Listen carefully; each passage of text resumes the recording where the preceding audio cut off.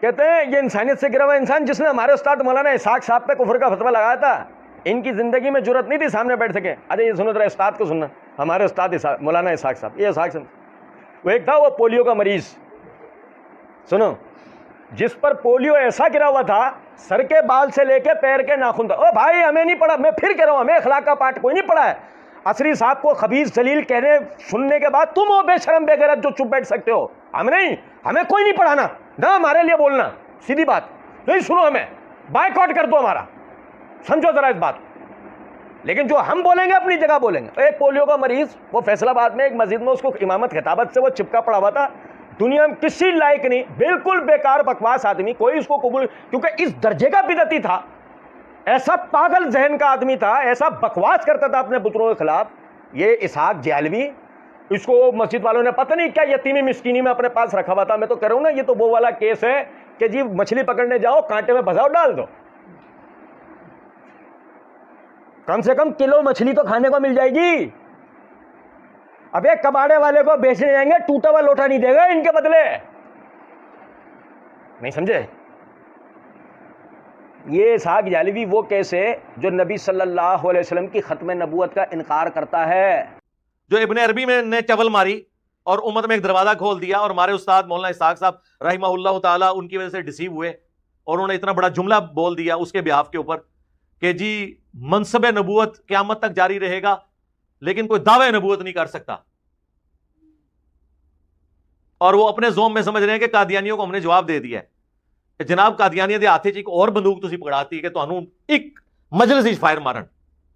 اسحاق صاحب کا بیان ہے یوٹیوب پہ، ہر جگہ پہ، سب کو پتا ہے. انہوں نے کہا کہ میں ابن عربی دے دین نو پڑھیا کہ منصب نبوت ختم ہو گیا، کوئی ڈکلیئر نہیں کر سکتا کہ میں اب نبی ہوں، لیکن جو کوالٹیز ہیں وہ چلتی رہیں گی.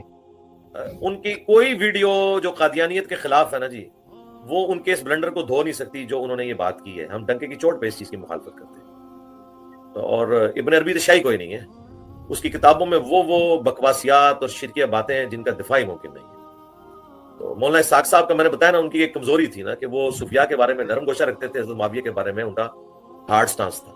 جو سٹانس ان کا حضرت معاویہ کے بارے میں تھا اس کا 100واں حصہ بھی اگر صوفیاء کے بارے میں ان کا ہوتا تو میں علا وجہ بصیرت کہہ رہا ہوں کہ صوفیاء کے ایمان کے بھی وہ قائل نہ ہوتے جو کچھ صوفیاء کی کتابوں کے اندر لکھا. تو میرا ان معاملات سے کوئی لینا دینا نہیں. میں نے تو آپ کو بتایا نا کہ میرا اعلان برات ہے اس طرح کے تمام معاملات سے. تو یہ اس کے مقابلے پر قادیانیوں کے خلاف ان کی جتنی ویڈیوز بھی شیئر کروائی جائیں، یہ بلنڈر اپنی جگہ رہے گا. جو ابن عربی میں نے چول ماری اور امت میں ایک دروازہ کھول دیا، اور ہمارے استاد مولانا اسحاق صاحب رحمہ اللہ تعالیٰ ان کی وجہ سے ڈسیو ہوئے، اور انہوں نے اتنا بڑا جملہ بول دیا اس کے بیہاف کے اوپر کہ جی منصب نبوت قیامت تک جاری رہے گا لیکن کوئی دعوی نبوت نہیں کر سکتا. اور وہ اپنے زوم میں سمجھ رہے ہیں کہ قادیانیوں کو ہم نے جواب دے دیا ہے کہ جناب قادیانیوں دے ہاتھ ایک اور بندوق تسی پکڑاتی کہ تانوں ایک مجلس ہی فائر مارن. اور یہ اہل بیت کے چورن بیچنے والے خبیث ذلیل قوم، اس خبیث ذلیل قوم نے جو اس کو اپنا استاد بنایا، یہ پولیو کا مریض وہ کیس تھا کہ جو کہتا تھا کہ عبد الرحمن ابن ملجم جس خبیث نے امیر المومنین سیدنا علی بن ابی طالب رضی اللہ تعالیٰ عنہ کو شہید کیا تھا، اس حرامزادے ابن ملجم کے لیے یہ پولیو کا مریض کہتا ہے کہ جی وہ تو مجتہد تھا. وقت آ گیا رمضان شریف دے دن امیر المومنین نماز فجر پڑھنے واسطے گئے، دروازے داخل ہوئے. عبد الرحمان کڈا نا چنگا، عبد الرحمان ابن ملجم، اور وہ بھی ساری امت من لی ہے، دھوکھے کی گل نہیں، اصل وہ اجتہاد کیتا. اے صحیح گل جے قاتل ضرور ہے مگر اجتہاد نہ معاویہ دا نہ کہے نہ جی کوئی اجتہاد نہیں، جان بوجھ کے سب کچھ کر رہے لالچ. وہ دا اجتہاد بندہ نیک سی، ذکر کرنے والا سی، اللہ اللہ کرنے والا سی، مگر مغالطے کا شکار. 3 بندے بہ گئے مکے چ، تینوں نے فیصلہ کیتا کہ ساری امت فساد 3 بندے، علی دا، معاویہ دا، عمرو بن عاص دا، یہ 3 مارتے جان تو امت فساد ختم ہو سکتا. بہتر بندہ چنیا جاتا. اپنی جگہ سوچے. میں چاہتا نا ابن جریر طبری اور تہذیب والا سارا پہلا مجتہدن جنہیں ایمانداری نہ کم کیتا پاویں پیڑا ہی کیتا عبد الرحمان اوتھے مکا کے ترے کہ رمضان شریف دی فلاں تاریخ نے تے حملے کر. یہ مدینے آ گیا، ایک شام چلا گیا، ایک مصر چلا گیا. عمرو بن عاص دی قسمت چنگی سی، اس دن فجر پڑھاونی نہ آیا. عمرو بن خارجہ ایک آدمی آ گیا، وہ جگہ تے انہوں زخمی کر، یہ بچ گیا. امیر معاویہ تے حملہ کیتا، وہ کامیابی نہ پھڑیا گیا. یہ باہر چل گیا. अब्दुर्रहमान का वार चल गया। हज़रत अली दरवाजे दाखिल होए, पिछे बैठा सी, तलवार बुझाई सी, तैर मारिया, सर मुबारक जिस तरह आपने दसिया सी। उस तरह जिवें हजूर ने कहा इत्थों जख्मी आ, दाढ़ी रंगी। उस वे हज़रत अली ने फरमाया अली बिल्कुल उस तरह जिवें प्यासा पानी की तलाश होंदा चश्मे ते पहुंच, मेरी जिहड़ी मुराद सी पूरी हो गई, मेरा कुछ नहीं बिगड़िया। अल्लाह के रसूल मैनूं शहादत दसिया सी, रब ने मैनूं नसीब कर। मुज्तहिद बहुत बड़े आलिम को कहते हैं, उसने इज्तिहाद किया था। और ऐसे खबीस आदमी को मिर्जा क्या कह रहा है, अहले बैत का चूरन बेचने वाला क्या कह रहा है कि वो हमारा क्या था। कहते हैं इसने हमारे उस्ताद मौलाना इसहाक साहब पे कुफर का फतवा लगाया था। तो क्या हुआ भाई, तो क्या करें, आरती उतारें क्या उस पोलियो के मरीज की, फ्रेम बना के अपने घर में सज लगा लें, डेली उसके ऊपर चप्पलों की हार डालें, क्या करें उसके साथ हम कुफर के फतवे नहीं लगाएं तो क्या कर लें, अगरबत्तियां लगा दिया करें उसके हर सुराख के ऊपर जला जला के, क्या करें उसके साथ। और जबकि मजे की बात, केसरी साहब ने कोई कुफर का फतवा नहीं लगाया उस पर। आप ये देखें, समझ रहे हैं कुछ बात को है नहीं, ये अपनी जगह एक झूठ है। असरी साहब ने कोई कुफर का फतवा उस पर लगाया नहीं, लेकिन हम तो ये कह रहे हैं हाँ चलो ठीक है लगाया, तो क्या करें। मतलब जो कहे इब्ने मुल्जिम को कि वह मुज्तहिद था, उसको हम क्या मोमिन समझ लें, पलकों पे बिठा लें अपनी। कह रहे हैं उनकी जिंदगी में जुर्रत नहीं थी सामने बैठ सके, एक दफा बैठा और इंतहाई दलील हुआ। अब मैं क्या बोलूं, मतलब आप देखें, ये सो के उठता होगा ना ये जहलवी, तो इसको उठा के बिठा के ना इसके पीछे पे लकड़ी टेक पे लगाते होंगे, उठ जा, जब तक रगे सीधी होती होंगी बुड्ढे की। सुनो सुनो जरा बात को, जब तक बुड्ढे की रगे सीधी होती होंगी, बुड्ढे को चार्ज पे लगा दिया जाता होगा, फिर चार्ज होके लाके बिठाया उम्मत में बिदअतें फैलाने के लिए।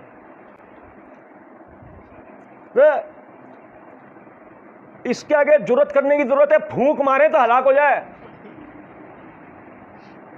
हमारे जैसा कोई फूंक मारे ना हलाक हो जाए, जुर्रत।